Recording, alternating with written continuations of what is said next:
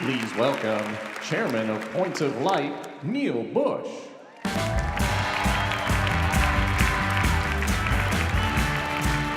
Thank you. Thank you. Thank you, everybody. And on behalf of the Points of Light Board, many of whom are here with us tonight, it is my privilege to give you a warm welcome to Atlanta, and I mean warm welcome to Atlanta. I thought Houston was hot, but Atlanta seems to be pretty strong in that category. And welcome to Service Unites 2018. Points of Light has called this beautiful city of Atlanta our home for more than a decade now. It is an iconic city, full of energy and inspiration. Our friends at UPS also call Atlanta home, and we are truly grateful for their partnership, and David Abney for his leadership and support of this global movement for good so richly demonstrated in this beautiful theater today. We hope you are enjoying your time in Atlanta, which sits at the intersection of Southern charm, creativity, and sophistication, and most relevant to all of us in this room, is deeply rooted in civic engagement. Each year we gather together at this event to spark new ideas and to forge new partnerships, to shatter expectations about how to solve tough problems all over the world. We are united by our faith in our common humanity, our belief that change is possible, and our passion for achieving that change in service to others.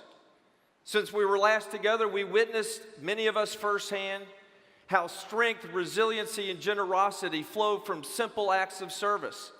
A series of devastating hurricanes and flooding last fall brought what looked like the worst of times to our television screens, but also brought out the very best in people who rose up and reached out. What a striking visual. A story about the power and impact of volunteers. In my hometown of Houston, just a half a mile from my home, an entire neighborhood was rocked by the floods, like so many communities that were situated near a bayou. My wife and I decided after a couple of days to join a local group. We walked down the street to help with cleanup, and we were inspired by what we saw. A neighborhood darkened by flood damage was shining with the bright light of neighbors helping neighbors. A community rising up. We worked side by side with groups from the First Baptist Church, Ernst & Young, and from like 400 Samaritan Purse volunteers. Churches, corporations, civic groups all across the city proactively sent out their members, their parishioners, their employees to help so many. Volunteers all united in service.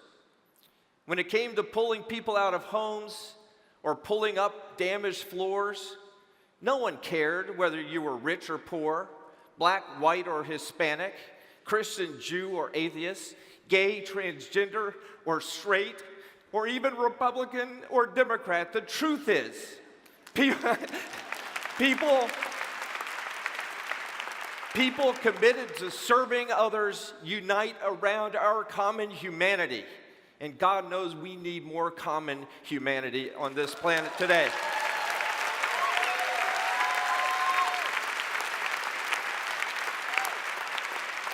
The phrase Service Unite has power and meaning.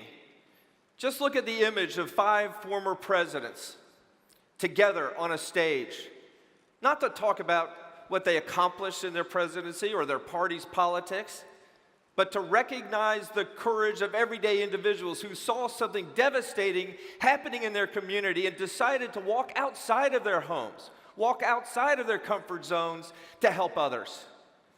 The light of volunteers driving out darkness of despair, volunteers providing shelter and cleaning up after widespread floods in Southeast Asia. Volunteer firefighters rescuing residents from lava flow after a volcano eruption in Guatemala and another in Hawaii. A volunteer rocking premature babies in an NICU at a local hospital. A neighbor bringing a meal to a homebound neighbor. My dad once said, a volunteer is a person who can see what others cannot see, who can feel what most do not feel, Often, such gifted persons do not think of themselves as volunteers, but as citizens. Citizens in the fullest sense, partners in civilization. Volunteerism is a calling that is ripe for our times. Increasingly, in an age of cynicism, of individualism, of deep divide, it can often feel endangered. The work that you do every day proves that it is not. And our collective work will not be done until the call is fully answered, until every person is inspired, equipped, and mobilized to be a partner in civilization, a brilliant point of light who gives of themselves to leave the world a better place. Thank you for being a bright, brilliant point of light. And thank you for lighting the fire under others to serve. Thank you, and God bless you all.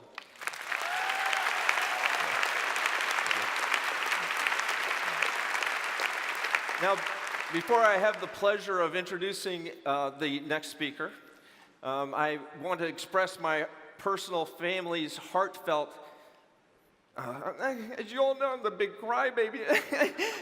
I'm the big crybaby family. This is good. I've got this. But I want to give you all my heartfelt and warm thanks for the many, many greetings that have been showering our family over the recent months and days. I got it.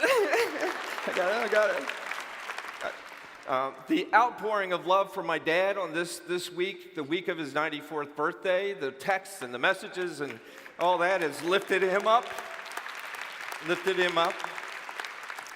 And the expressions of condolences for my amazing mom have been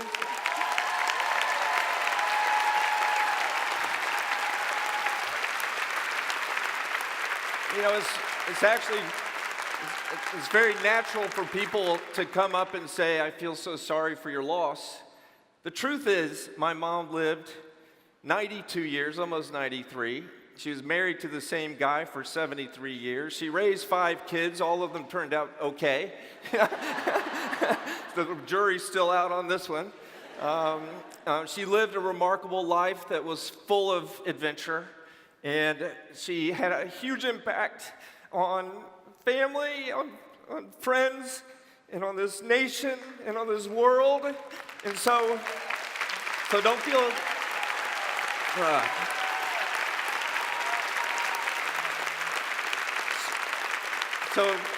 So please don't feel sorry for my mom, and let's celebrate a life that was so well lived. And I'd like to thank the organizers of this conference who thought to ask us to bring books as part of a tribute to my mom, so thank you for that honor. I brought a couple books. And as you all know, my dad has this thing for funky socks. Ever since he's been in a wheelchair, he's thought it might be fun to show funky socks. So in honor of my dad's birthday and in honor of my mom's commitment to literacy, I thought I'd wear some funky literacy socks. I don't know if you guys can see. Okay. Anyway, so thank you for the love shown to my beautiful mother and to my amazing father. We are so deeply grateful.